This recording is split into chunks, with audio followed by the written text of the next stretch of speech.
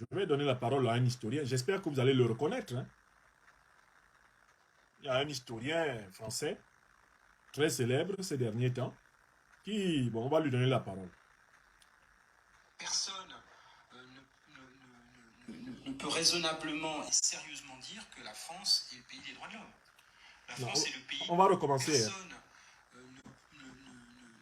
ne peut raisonnablement et sérieusement dire que la France est le pays des droits de l'homme. La France est le pays où les droits de l'homme ont été pensés, théorisés, c'est sûr. Mais la France n'est pas, la République française n'est pas le pays des droits. Donc il faut distinguer le fait que l'origine, il y a une origine philosophique, etc., où la France a joué un rôle, pas que la France d'ailleurs, mais un rôle essentiel dans ce grand mouvement de la fin du XVIIIe siècle, qui est celui des révolutions atlantiques, avec trois pays où la question a été, disons, c'est matérialisé politiquement, la France, les États-Unis et Haïti. Hein. Haïti. Et puis ensuite, eh bien, il est arrivé ce qui est arrivé, mais la France n'est pas le pays des droits de l'homme. Ok. Juste sur ce point, moi, je suis frappé quand même depuis très longtemps par... Alors, donc, nous lui disons merci. Vous l'avez reconnu? Est-ce que vous avez reconnu le monsieur qui parle là? Qui dit que la France n'est pas le pays, n'est pas la patrie des droits de l'homme. Vous avez reconnu? La vidéo date d'il y a 7 ans. Si c'est moi qui dis ça aujourd'hui, le même monsieur va aller sur la télévision française et dire que j'ai tenu des propos très violents, complotistes. Est-ce que vous avez reconnu le monsieur? C'est qui? Qui dit que la France n'est pas la patrie des droits de l'homme?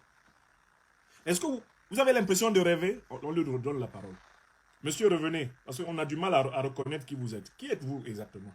Parlez encore. Personne ne peut raisonnablement et sérieusement dire que la France est le pays des droits de l'homme. La France est le pays où les droits de l'homme ont été pensés, théorisés, c'est sûr. Mais la France n'est pas, la République française n'est pas le pays des droits. Donc il faut distinguer le fait que l'origine, il y a une origine philosophique, etc., où la France a joué un rôle, pas que la France d'ailleurs, mais un rôle essentiel dans ce grand mouvement de la fin du XVIIIe siècle, qui est celui des révolutions atlantiques, avec trois pays où la question a été, disons, c'est matérialisé politiquement, la France, les États-Unis et Haïti. Hein. Haïti. Et puis ensuite, eh bien, il est arrivé ce qui est arrivé, mais la France n'est pas le pays des droits de l'homme. Ok. Juste sur ce point, oui. Donc, vous voyez ce monsieur-là, maintenant il est ministre. Ça, c'est ce qu'il disait il y a 7 ans. Maintenant, il est ministre parce que je tiens les mêmes propos et il me punit. Il m'a arraché 3 mois de salaire. Il m'a arraché 3 mois de salaire. Et il m'a exclu de mes fonctions pendant 3 mois. Parce que je dis la même chose. Qu'il faut arrêter de s'arroger le ministère des droits de l'homme de la Terre. Il faut arrêter de s'arroger le privilège de décréter ce qui est bon pour toute la Terre. Mais, Pape Ndiaye, car c'est de lui qu'il s'agit, mais il était professeur. Il est fonctionnaire. Au moment où il disait ce qu'il disait. Et le ministre de l'enseignement supérieur ou de l'enseignement de l'éducation nationale, ils ne sont pas sortis pour le punir. Pour des propos d'une très grande violence. Nier que la France soit la patrie des droits de l'homme. Ça, c'est un coup de canif puissant dans le catéchisme républicain français. C'est bien lui qui parle. Vous voyez comment les êtres humains sont injustes? Vous voyez comment c'est insupportable l'injustice? Qu'est-ce que je dis d'autre? Moi, je vais plus loin dans l'histoire pour faire comme Pape Ndiaye. Mais les Maliens ont déclaré dans l'Empire du Mali en 1236, ils ont déclaré les droits de l'homme. Ça, c'était longtemps avant le XVIIIe siècle. C'est-à-dire longtemps avant Haïti, longtemps avant la France, longtemps avant les Occidentaux colons des États-Unis. Parce que ce ne sont même pas les autochtones américains qu'on appelle les Indiens qui ont déclaré les droits de l'homme dont on parle aux États-Unis. Ce sont les colons occidentaux d'Amérique. Et puis longtemps avant, la charte du Manding Kanlekan de 1236.